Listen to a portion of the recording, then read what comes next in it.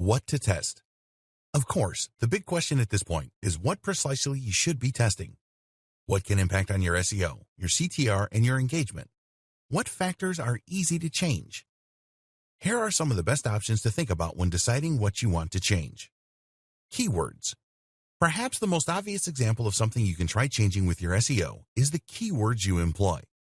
Let's say that you have a few pages that are ranking high for a particular search term, but the problem is that said search term doesn't get a lot of search volume. You have two options. Keep the page as it is or attempt to swap the term for a related one with a higher search volume. We'll talk more about whether this would work later in the training. Before you go ahead and potentially jeopardize a lot of old pages that are working for you, why not run a split test on a few of those pages and see if it has the desired effect? Likewise, is it better to aim for just one keyword or perhaps two, maybe a whole bunch?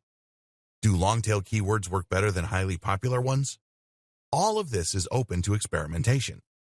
Keyword density and placement. Just as it's important to think about the precise keywords you use, you also need to consider where and how you are using them.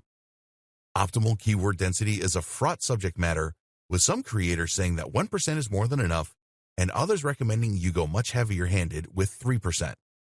Then there's the placement. Popular opinion tells us that keywords placed in the opening and closing paragraphs of articles, or in the H2 headers, are more likely to gain the attention of Google. Again, though, there's the risk that this could be off-putting for viewers, or that the belief could be based on pure hearsay.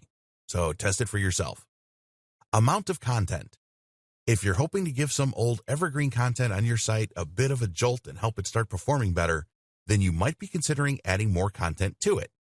Typically, the advice is to make posts a little longer, ranging from between 800 to 1,500 words. But that isn't always the case. So again, before you spend a huge amount of time bulking up those old posts, try doing it with just a few and see if it actually helps. Page speed. If you've conducted an SEO audit for a client, then one of the things you might suggest is that they could boost their site performance by increasing their load speeds. That sounds like good advice, but what you really need to consider is that page load speeds can take a lot of work to fix. It might mean compressing images, deleting plugins, or even changing to a different server. Whatever the case, you want to be sure that this is going to yield some actual measurable improvement in their ranking, and that's why it can be a good idea to go to the effort on a few pages first, and then see if everything works. Links. Linking out to authority sites and linking internally is another factor that can have a big impact on SEO. A lot of SEOs will tell their clients to constantly link internally, but is this really a good use of their time? Images. How many images are optimal? Does it hurt engagement to place a large image right at the top of the page? How does Google react to that?